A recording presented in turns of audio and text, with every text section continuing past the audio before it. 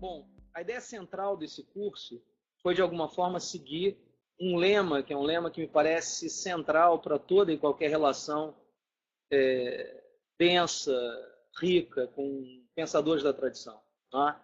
Acho que a gente pode dizer, de maneira genérica, que quem lê apenas um autor, lê sempre mal o autor.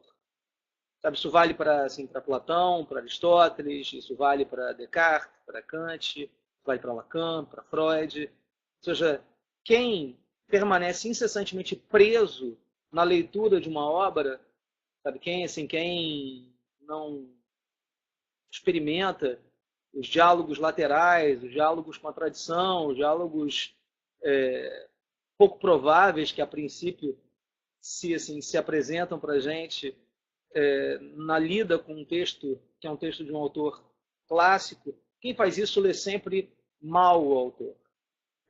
Isso vale especificamente para Heidegger. Né? Ou seja, alguém que permanece o tempo inteiro lidando única e exclusivamente com o pensamento heideggeriano, lê mal o pensamento heideggeriano.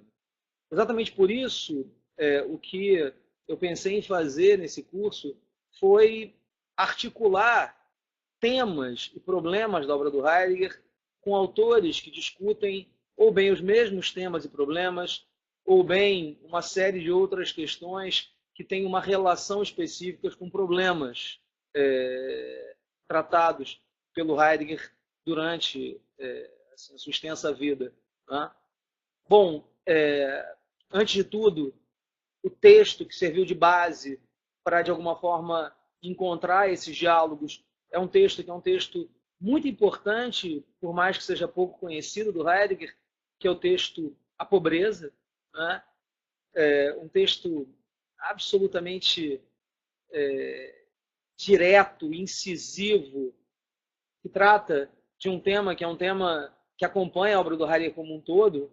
Né? Se a gente olha para Ser e Tempo, uma das características mais centrais da obra é exatamente mostrar o ser aí humano como um ente ontologicamente indeterminado, como um ente marcado por uma negatividade estrutural.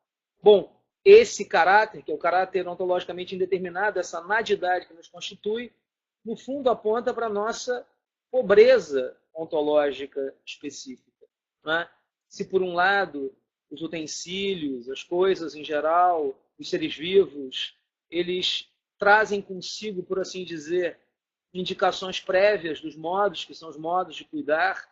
Assim, quando você compra uma televisão, ela vem com um manual, que é um manual de instruções, que diz para você como você deve tratar a televisão, quais são os cuidados que você precisa ter para que ela continue funcionando.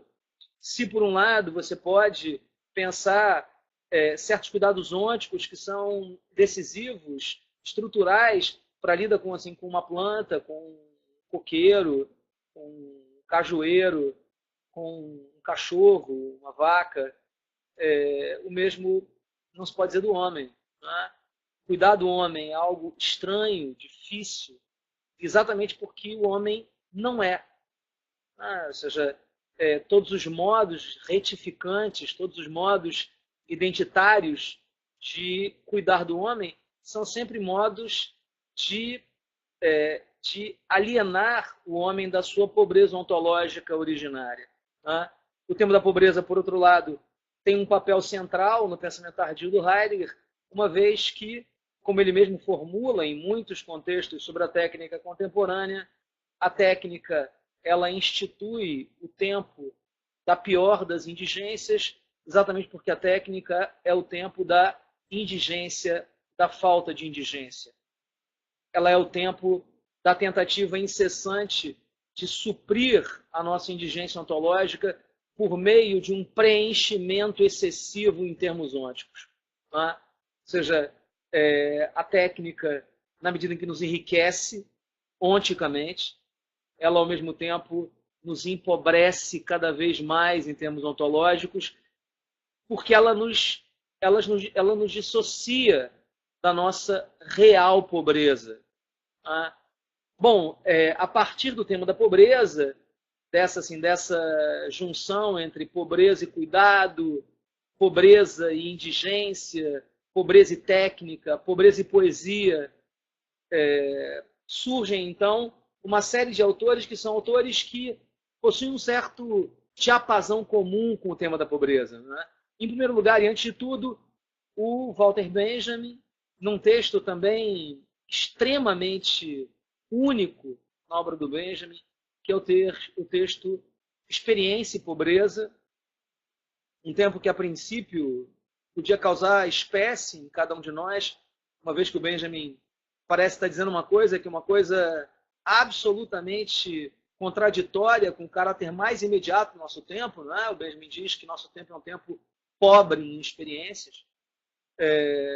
Alguém podia, diante disso, dizer, mas como é que o nosso tempo é pobre em experiência se o nosso tempo é um tempo onde nunca um cidadão comum fez tantas experiências? Não é? Nós acordamos num sábado qualquer e vamos a mercados, passamos por restaurantes, nos metemos em pequenos parques, nós andamos de bicicleta, telefonamos, passeamos, beijamos, amamos, sofremos, vamos à festa, encontramos amigos. O que o Benjamin está dizendo, por outro lado, não é que nós não temos experiência, mas é que em todas as nossas experiências nós temos uma pobreza de experiência. É isso que ele detecta a partir de uma dissociação entre experiência e vivência. O nosso tempo é um tempo muito rico em vivências. Não é? Ao mesmo tempo, em cada uma das vivências, se experimenta pouco as vivências. Não é? Esses dois textos, então, possuem uma ligação que é uma ligação quase direta. A eles, eu juntei outros dois textos que também possuem uma espécie de tom fundamental muito próximo. O Mal-Estar na Civilização, do Freud, texto absolutamente central para pensar exatamente essa permanência de um elemento contra o qual o homem incessantemente procura se lançar por meio da ideia de civilização, né, por meio dos valores civilizatórios, por meio da dinâmica de realização do processo civilizacional, né? Ou seja, a presença da animalidade, a presença de pulsões destrutivas, a presença de um certo anseio por retornar à dimensão mais material da vida, ao inorgânico. Assim, isso, de alguma forma, está presente no texto Freud, texto que, no caso específico da obra do Freud, possui um lugar também único, não é? Assim, porque ele está nesse horizonte, que é o horizonte de discussões de temas que são temas de sociologia, política, de cultura, etc. E, por fim, um texto absolutamente ímpar na filosofia da diferença francesa, o texto do Antonin Artaud, Van Gogh, O Suicidado da Sociedade, que é um texto de um sujeito que experimentou o enclausuramento nas instituições psiquiátricas, não como um tema que é um tema acadêmico, intelectual, mas a partir da experiência da loucura.